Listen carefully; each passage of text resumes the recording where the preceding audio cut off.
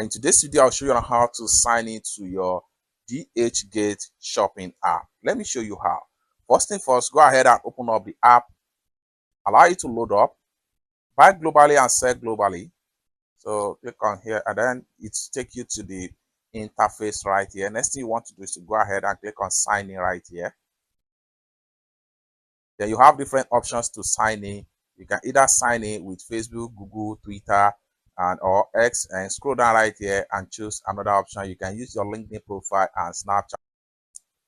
So in this tutorial, I'm going to sign in with my Google.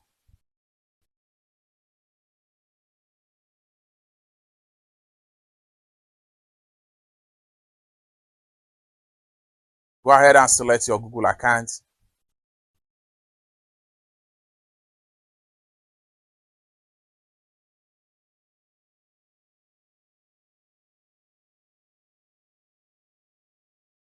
In a few seconds, you will sign in successful to your DHgate account. So you can explore the app. So click on here. This is the home page where you see some of the available products.